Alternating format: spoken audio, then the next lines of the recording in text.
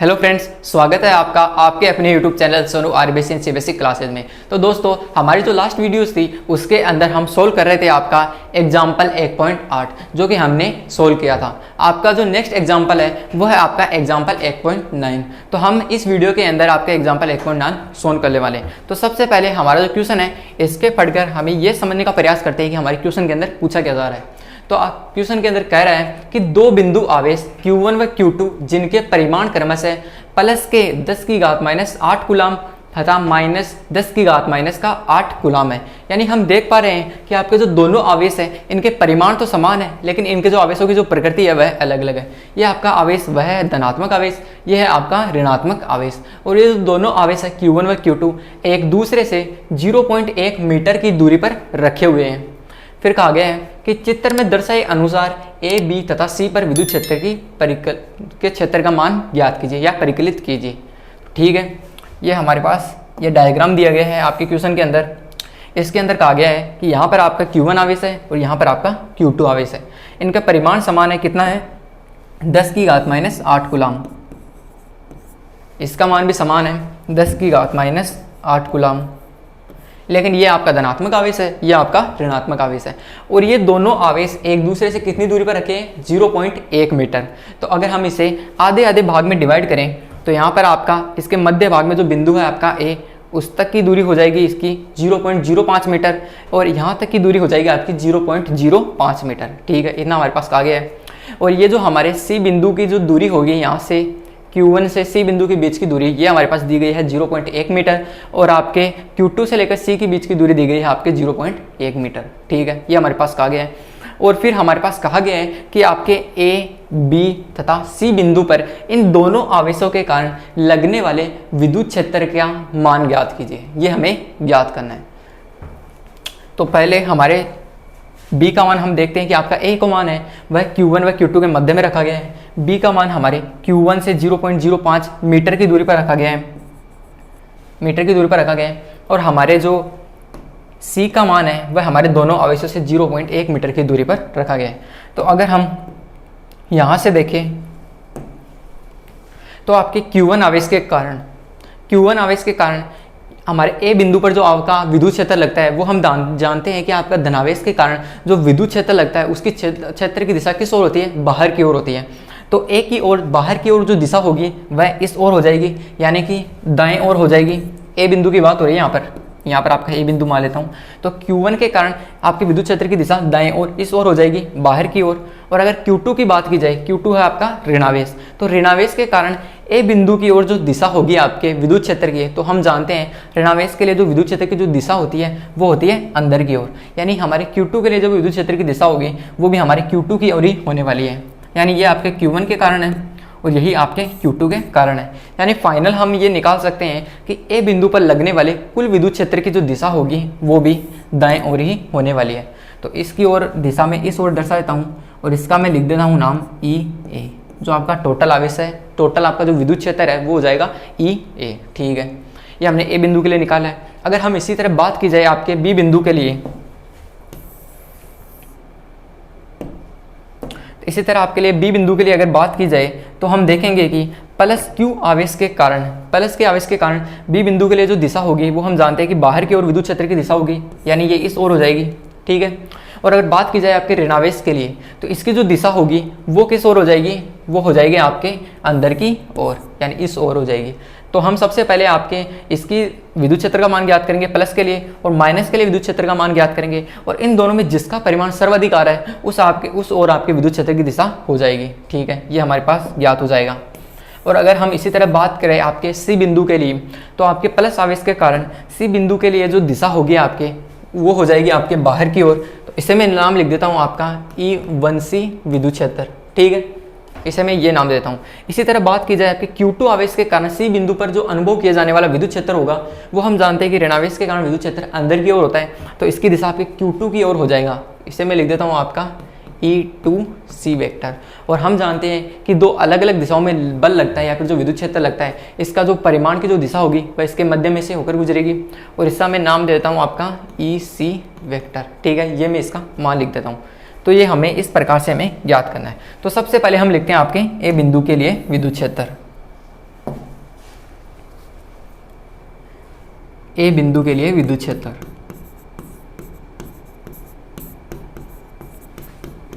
ए बिंदु के लिए विद्युत क्षेत्र,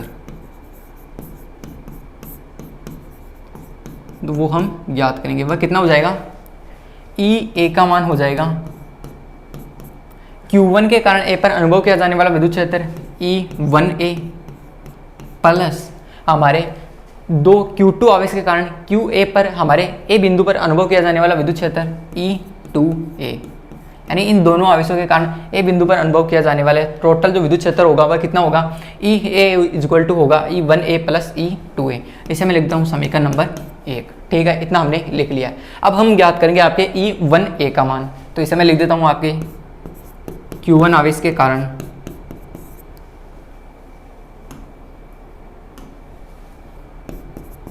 Q1 आवेश के कारण ए बिंदु पर विद्युत क्षेत्र, ए बिंदु पर विद्युत क्षेत्र, विद्युत क्षेत्र, तो वो हो जाएगा आपका E1A, E1A इसका मान हो जाएगा।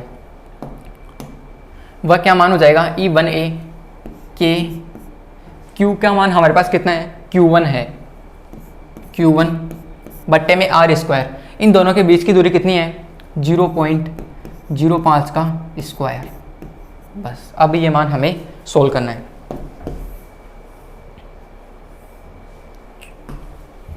तो जब इस मान को हम सोल्व करते हैं, K का मान हमें पता है कि 9 गुणा 10 की घात 9 होता है। Q1 का मान हमारे पास क्वेश्चन के अंदर दिया गया है 10 की घात -8 कूलम है। और अगर बात की जाए आपके 0.05, इसे हम सोल्व करते हैं तो ये हो जाएगा आपका 5 गुणा 10 की घात -2 गुणा का स्क्वायर। इसे मैं इस तरह से लिख सकता हूँ। और जब हम इसे आगे सोल्व करते हैं इसी मान को, तो हमारे पास मान निकल के आता है 9 गुणा 10 की घात 9 गुणा 10 की घात -8, तो ये हो जाएगा आपका 10 की घात 1, या फिर कह सकता हूँ 10। ये हो जाएगा आपका 25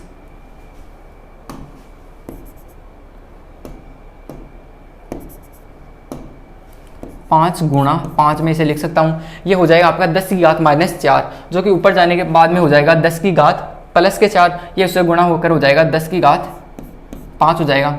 इसे मैं लिख सकता हूँ 10 गुणा 10 की घात 4। ठीक है, ये हमारे पास मान आ जाएगा।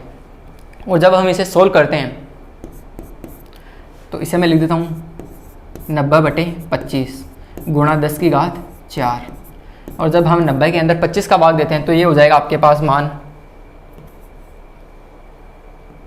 3.6 गुणा 10 की घात 4। ये हम मान किसका निकाल रहे हैं, विद्युत क्षेत्र का। और विद्युत क्षेत्र का हमारे पास मात्रक होता है न्यूटन पर कूलम। तो ये हमारे पास मान आ जाएगा आपका E1A का 3.6 गुणा 10 की घात 4 न्यूटन पर कूलम। और इसकी जो दिशा की अगर हम बात करें तो वो हो गया आपके दाएं ओर। इसे हम लिख देते हैं आपके, इसे मैं लिख सकता हूँ कि ये होगी A के अनुदिश, या फिर कह सकते हैं Q2 के अनुदिश, Q2 के अनुदिश और दाएं ओर, दाएं ओर, क्योंकि आपके Q1 के कारण जो आपका विद्युत क्षेत्र निकल के आता है वह उसकी दिशा होगी बाहर की ओर, क्योंकि हमारे यहाँ पर है धनावेश। ठीक है, ये हमने आपके E1A का मान निकाला है। इसी प्रकार आपके Q2 आवेश के कारण, Q2 आवेश के कारण बिंदु A पर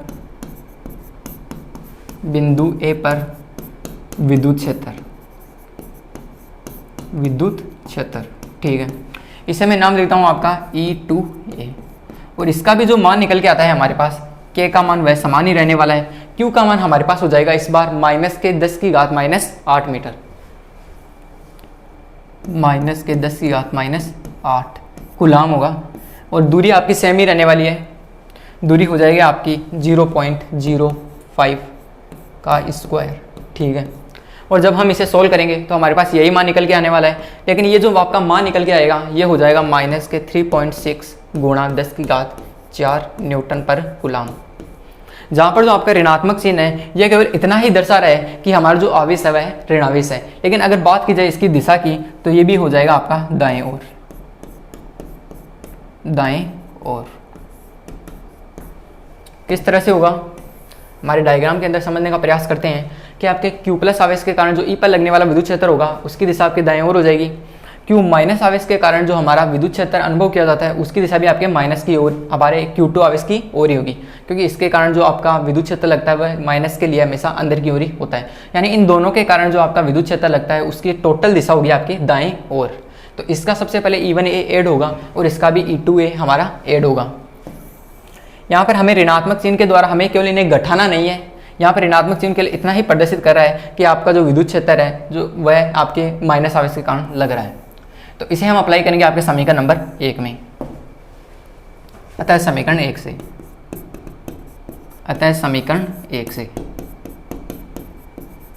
तो समीकरण 1 से जो मान निकलेगा आपका वो होगा E1A का मान हमारे पास है 3.6 गुणा 10 की घात 4 प्लस 3.6 गुणा 10 की घात 4 न्यूटन पर कूलम, दोनों का मान समान है। तो 3.6 को हम जब जोड़ें तो इसका मान हो जाएगा आपका 7.2 गुणा 10 की घात 4 न्यूटन पर कूलम।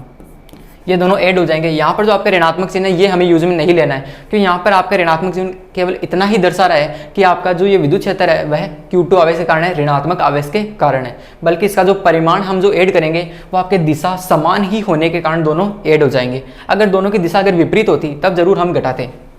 न्यूटन पर कूलम ये हमारा मान हो जाएगा आपके ए बिंदु पर लगने वाला कुल विद्युत क्षेत्र, और इसकी जो दिशा होगी वह किस ओर होगी, दाएं ओर। ठीक है, ये हमने आपके ए बिंदु पर लगने वाला कुल विद्युत क्षेत्र ज्ञात कर लिया है। अब हम ज्ञात करेंगे आपके बी बिंदु पर लगने वाला विद्युत क्षेत्र। बी बिंदु पर लगने वाला विद्युत क्षेत्र,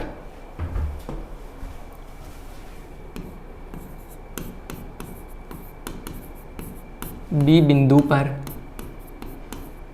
लगने वाला विद्युत क्षेत्र, तो वह कितना हो जाएगा, E2 में इसे नाम देता हूं। तो आपका जो E2 होगा वह होगा Q1 आवेश के कारण हमारे B पर निकलने वाला विद्युत क्षेत्र, E2 नहीं, मैं इसे EB नाम देता हूं। EB बी बिंदु के लिए हम निकाल रहे हैं, तो इसे मैं लिख देता हूँ Q1 आवेश के कारण B पर अनुभव किया जाने वाला आपका विद्युत क्षेत्र E1B प्लस Q2 आवेश के कारण B बिंदु पर अनुभव किया जाने वाला आपका विद्युत क्षेत्र E2B, और इसे मैं लिख देता हूँ आपका समीकरण नंबर 2। ठीक है, इसे मैंने दर्शा दिया। अब हम लिखेंगे आपके Q1 आवेश के कारण B बिंदु पर लगने वाला विद्युत बल, आपका विद्युत क्षेत्र। Q1 आवेश के कारण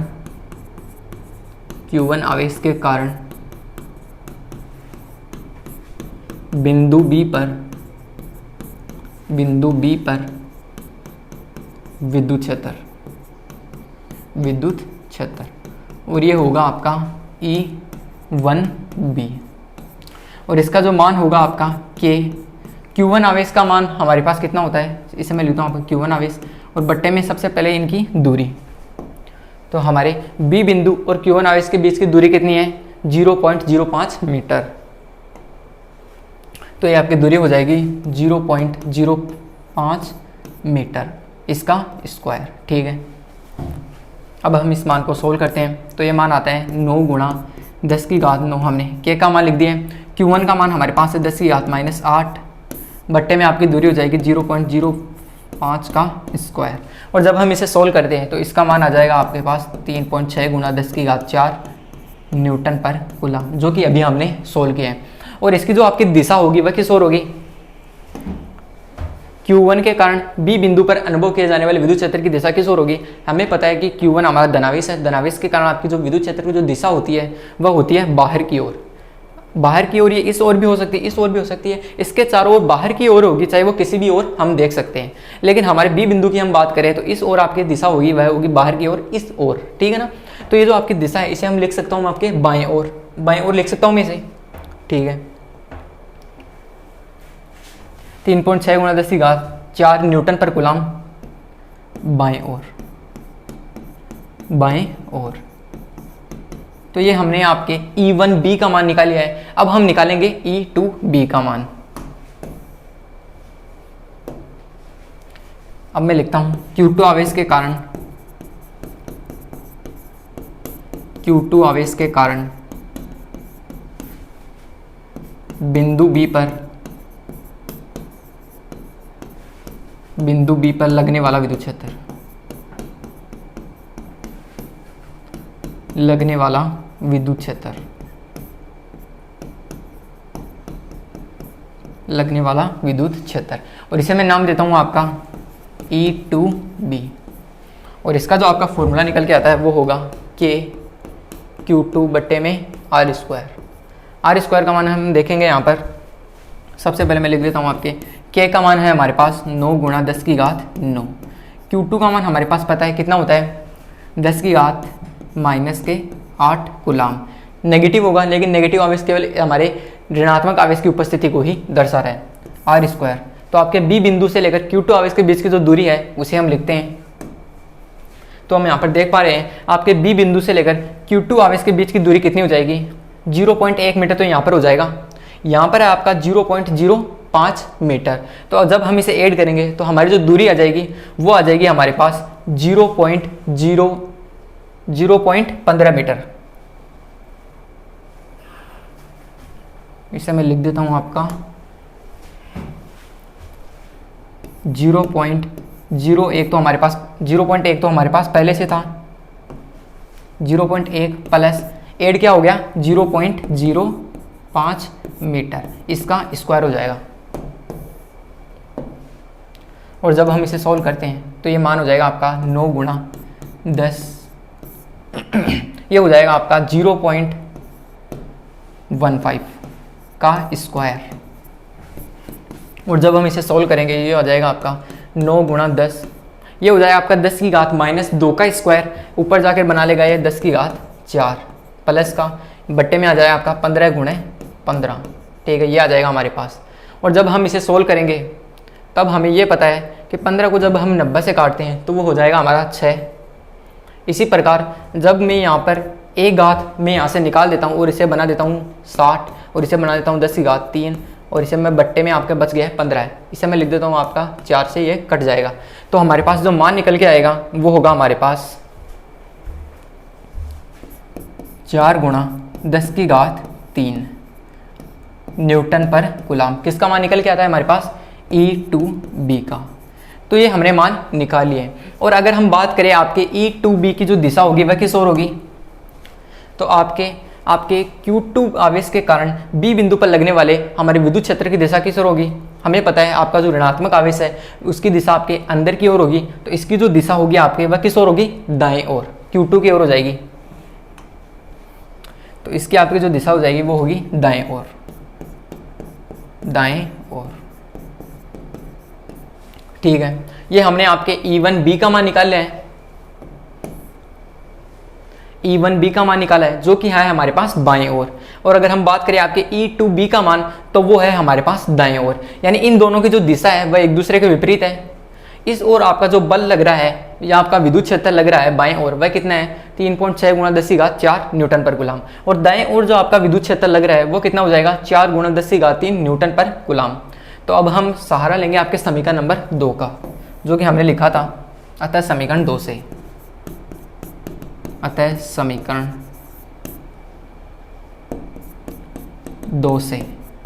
2 से इसका मान आ जाएगा हमारे पास, क्या आ जाएगा, E2 होगा आपका E1B प्लस E2B। E1B हमें ये देखना है कि आपके इन दोनों मानों में से सबसे बड़ा मान कौन सा है। तो यहाँ पर आपका 3.6 गुणा 10 की घात 4 बड़ा हो जाएगा क्योंकि इसकी घात हमारी इस घात की तुलना में अधिक है। E1B का मान 3.6 गुणा 10 की घात 4। इसकी दिशा है आपके दाएं ओर, दोनों की दिशा विपरीत होने के कारण एक को हम पॉजिटिव लेंगे और एक को हम नेगेटिव। इसे मैं ले लेता हूँ आपका नेगेटिव, 4 गुणा 10 की घात 3 हो जाएगा। ठीक है, और जब हम इसे सोल्व करेंगे तो सबसे पहले हम क्या करते हैं, सबसे पहले घातों को बराबर करते हैं। तो जब हम घातों को बराबर करेंगे इसे मैं लिख सकता हूँ 3.6 गुणा 3.6 माइनस 0.4 गुणा 10 की घात 4। इसे मैं ऐसा लिख सकता हूँ क्योंकि अगर हम यहाँ पर 10 की घात 3 को 10 की घात 4 बनाना चाहिए तो हम क्या करेंगे हम यहाँ पर इसमें 10 से गुणा करेंगे, 10 का गुणा करेंगे और 10 का भाग देंगे। तो हम 10 का गुणा करेंगे तो यहाँ पर 10 की घात 4 बन जाएगा, 10 का हम भाग देंगे तो यहाँ पर बन जाएगा 0.4। और जब हम घटाते हैं इसमें से तो आपका जो मान निकल के आता है वो आएगा आपके पास 0.2, 3.2 गुणा 10 की घात 4। और जो हमारा जो मान निकल के आएगा उसकी दिशा किस ओर होगी, तो हमारा जो सबसे अधिक जो मान है उसकी ओर ही हमारी दिशा हो जाएगी। तो 3.6 गुणा 10 की घात 4 आपके बाएं ओर ये दिशा थी, तो ये हो जाएगा आपकी दिशा बाएं ओर, बाएं ओर। जिस ओर आपका बहुमत ज़्यादा होगा उसी ओर आपके विद्युत क्षेत्र की दिशा हो जाएगी। ठीक है, ये हमारे पास इसका मैं मात्रक ले देता हूँ न्यूटन पर कूलम। ठीक है, ये हमने मान निकाली आपके बी बिंदु के ऊपर आपका लगने वाला कुल विद्युत क्षेत्र।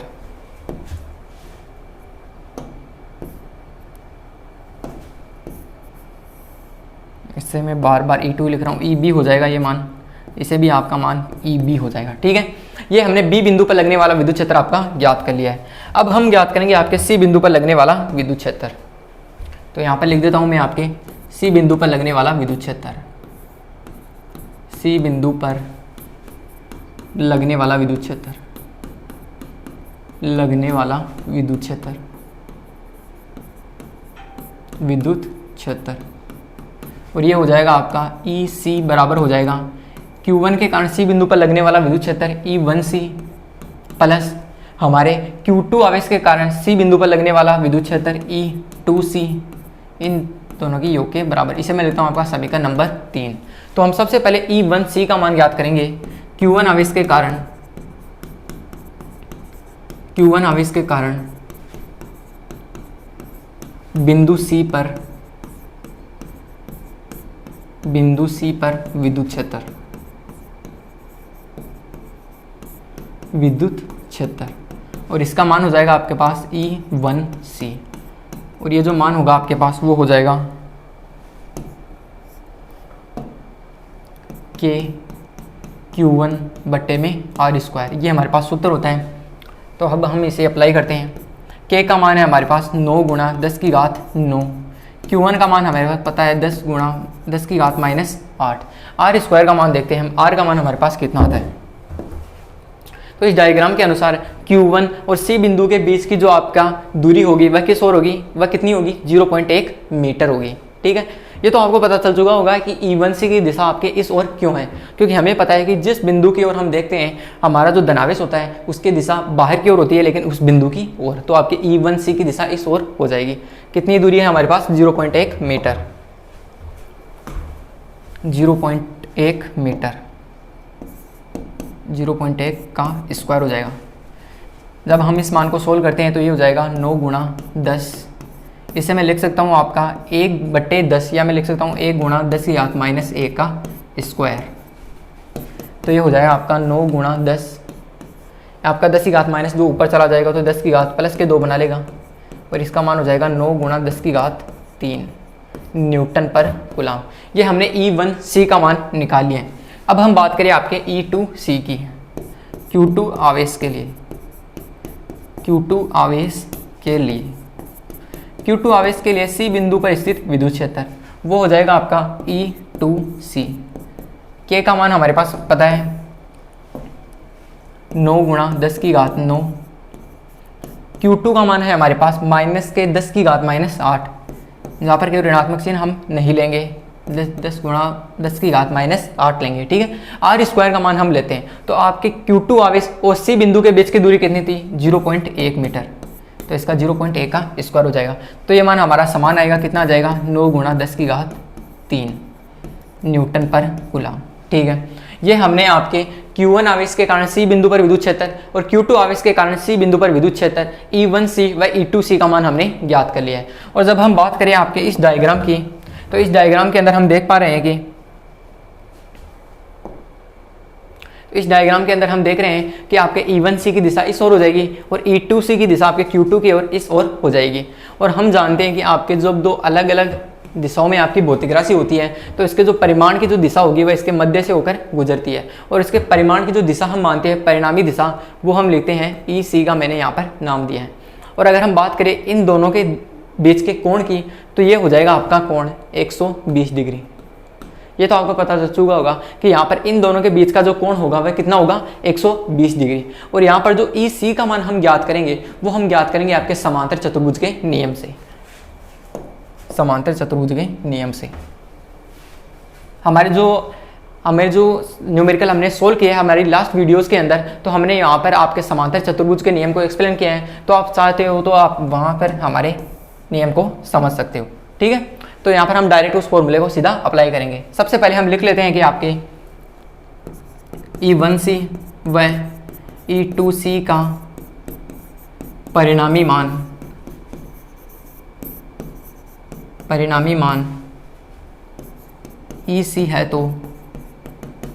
EC है तो समांतर चतुर्भुज के नियम से EC का मान हो जाएगा हमारे पास रूट E1C का स्क्वायर। तो E1C का स्क्वायर यानी E1C का मान हमारे पास कितना है 9 गुणा 10 की घात 3 का स्क्वायर प्लस E2C का स्क्वायर प्लस 9 गुणा 10 की घात 3 का square plus 2E1E2 plus 2E1E2। 2E1 का मान है हमारे पास 9 गुणा 10 की घात 3 E1E2, ठीक है। तो हमारे पास E1 में E2 इन दोनों का स्क्वायर हो जाएगा यहाँ पर, क्योंकि इन दोनों का मान समान है। E1 E2 हो चुका है। फिर है हम कोस थीटा का मान हमारे पास कितना है 120 डिग्री। तो कोस 120 डिग्री का हमारे पास मान होता है -1/2। 2 से 2 यहाँ पर कैंसिल हो जाएगा। इसका मान हो जाएगा आपका नेगेटिव, या नेगेटिव इस पॉजिटिव से कैंसिल हो जाएगा। और EC का जो हमारे पास रिजल्ट निकल के आएगा वो होगा 9 गुणा 10 की घात 3 न्यूटन पर कूलम।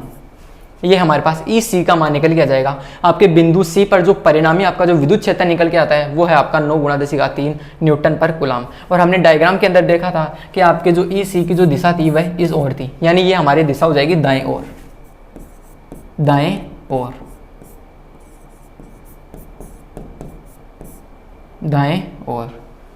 तो यहाँ पर हमारे पास EC का मान निकल के आता है, कितना निकल के आता है 9 गुणा 10 की घात 3 न्यूटन पर कूलम। और इसकी जो दिशा होगी वह किस ओर होगी आपके दाएं ओर इसकी दिशा होने वाली है, ठीक है। ये हमने आपके लिख लिया है। तो हमने आपके जो हमारे A बिंदु पर लगने वाला कुल विद्युत क्षेत्र है वह भी हमने ज्ञात कर लिया है।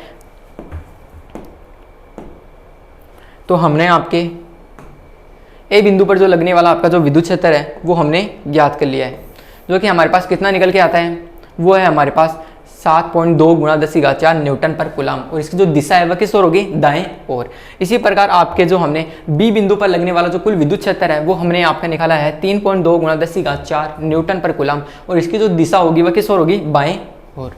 इसी प्रकार हमने आपके लास्ट में जो आपके C बिंदु पर लगने वाला जो विद्युत क्षेत्र है वो क्या होगा 9 गुणा 10 की घात 3 न्यूटन पर कूलम। और इसकी जो दिशा होगी वह किस ओर होगी दाएं ओर। और इसी प्रकार हमने आपके क्वेश्चन के अंदर कहा गया था कि A बिंदु, B बिंदु व C बिंदु पर लगने वाला कुल विद्युत क्षेत्र का परिमाण ज्ञात कीजिए, तो वो हमने ज्ञात कर लिया है। तो आज के हमारे इस न्यूमेरिकल के अंदर और क्लास के अंदर इतना ही। मिलते हैं आपसे जल्दी नेक्स्ट क्लासेज में। Thank you.